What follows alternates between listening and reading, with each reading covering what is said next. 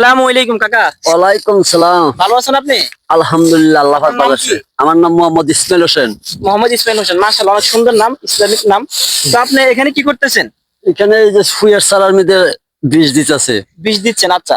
তো এখানে বিষ দেওয়ার পিছনে কারণটা আসলে কি, মানে কি থেকে আপনি বাঁচানোর জন্য এগুলো এটা করতেছেন? বীজ দিলে পোকামাকড়টা আক্রমণ করবো না, তারপরে একটা এনাস্টার টপ বিষ আছে, এটা দিলে আপনার এই ফসাটা ফসবো না, সবজিটা আমার ভালো থাকবো। আচ্ছা, তো এখন তো গাছগুলো তো দেখেন একবার অনেকটা ছোট, এগুলো তো মূলত পুষ্যের গাছ। গাছগুলো কিন্তু এখন কিন্তু অনেক ছোট, তো আপনাদের এখন এত তাড়াতাড়ি দিচ্ছে, এখানে কোনো ক্ষতি হবে কিনা? এই বৃষ্টির কারণে ক্ষতি সুবিধা এইটা দিতেছে, মানে একটু এনাস্টার টপ আচ্ছা বীজটা আচ্ছা, দিলে মানে বৃষ্টিতে যেন আপনার হচ্ছে গোড়াগুলো না পচে যায়, এই জন্য। হ্যাঁ হ্যাঁ হাতটা আচ্ছা টাইট থাকবো। আচ্ছা, যাক, তাহলে আপনি প্রশিক্ষণ কোথায় থেকে পাইছেন? মানে এই যে একটা আপনি উপায় আপনি খুঁজে বের করছেন বৃষ্টি থেকে বাঁচার জন্য, এটা আপনি কোথায় থেকে পাইছেন? এটা কি প্রশিক্ষণ দেওয়া হয়েছে আপনাদেরকে? এটা এনাস্টার টপ বীজটা সিজেন্টের কোম্পানি, ওনারা আমাদের দোকানে আইনা দেওয়া যায়। আমার আচ্ছা পাশাপাশি দোকান আছে, ওগর চাইনা আমি বীজটা ব্যবহার করি। আচ্ছা, আপনার জীবিকায় আপনি কৃষি থেকে কি জীবিকা নির্বাহ করতেছেন, নাকি আপনার অন্যান্য কোনো ব্যবসা বাণিজ্য কিছু আছে?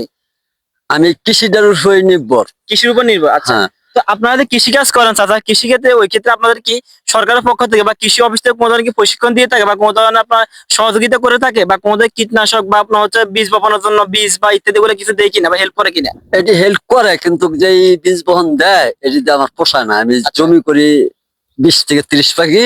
আচ্ছা ওনাদের নিয়ম মতো পাখিতে 5 কেজি বা 10 কেজি পটাশ, ইউরিয়া এইগুলা দেয়। ওই সারে আমার সবজি জমিন আইতো আসে না। আচ্ছা, তো আপনাদেরকে কোনো ধরনের প্রশিক্ষণ দেয় কিনা, বা ওটা বীজ বপন দিচ্ছে বা যতটুকু সরকার পক্ষ থেকে বরাদ্দ ততটুকু দিচ্ছে, বা আমরা এতে খুশি, কিন্তু বিষয় হচ্ছে কৃষি ক্ষেত্রে যে একটা প্রশিক্ষণের দরকার আছে। একজন কৃষককে প্রপারলি তার কৃষিতে ডেভেলপ করার জন্য বা কৃষিকে ঠিক মতো হচ্ছে আপনার কাজ করার জন্য যতটুকু অভিজ্ঞতা দরকার ততটুকু দেয় কিনা আপনাদের প্রশিক্ষণ? প্রশিক্ষণ দেয় অনেক, হ্যাঁ করে 2 সাল আপনি হারা সরকারি কর্মকর্তা, কিন্তু আমরা সময় পাই না। আমার আচ্ছা সময়টা মানে কিনু ক্ষেত্রে দেখা গেছে 1 সপ্তাহ বাসায় থাকুন লাগে, আবার কিনু ক্ষেত্রে বৃষ্টি আইলে বুঝিলি আমরা জমিতে আসতে হয়, মানে এটা জিনিসটা আমাদের বাঁচাইতে হবে। আচ্ছা, আসলে চাচার কথা শুনে আমি রীতিমতো মুগ্ধ হয়ে গেছি। অর্থাৎ চাচাকে কৃষি অফিস থেকে মোটামুটি পর্যাপ্ত সহযোগিতা করা হচ্ছে, তারপর হচ্ছে মোটামুটি প্রশিক্ষণের ব্যবস্থা রয়েছে, কিন্তু চাচা হয়তো সময়ের কারণে ওনারা ঠিকমতো প্রশিক্ষণ গ্রহণ করতে পারে না। তো চাচা, আপনার প্রতি আমার অনুরোধ থাকবে আপনারা কৃষি অফিস থেকে যথাযথ প্রশিক্ষণ গ্রহণ করার চেষ্টা করবেন। এক্ষেত্রে কি হবে, আপনি কৃষি ক্ষেত্রে বিভিন্ন ধরনের পরামর্শ পাবেন।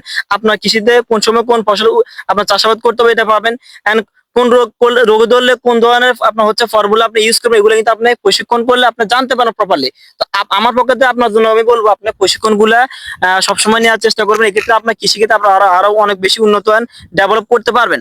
তো আসলে আমি অনেক কৃষকের লোক কথা বলছি এই পর্যন্ত, তবে আমি আজকে চাচার লোক কথা বলি আমি রীতিমতো মুগ্ধ হয়ে গেছি। কারণ চাচাকে মোটামুটি প্রপারলি হচ্ছে বীজ পাচ্ছে উনি, কীটনাশক পাচ্ছে, এন্ড পাচ্ছে কি উনি মোটামুটি প্রশিক্ষণ পাচ্ছে। তো আমরা আশা করি আমাদের দেশে যারা কৃষক আছে ওনাদেরকে আমাদের সরকারের পক্ষ থেকে অন্তত অ্যাটলিস্ট একটু প্রশিক্ষণ দেওয়া হোক, কিছু ওনাদেরকে হেল্প করা হোক, কিছু সহযোগিতা করা হোক, এন্ড ওনাদেরকে কিছু বীজ এন্ড কিছু কীটনাশক দিয়ে ওনাদের কৃষিকে আরো বেশি ওনাদেরকে উৎসাহিত করা হোক। আমরা এই আশা সবসময় ব্যক্ত করি।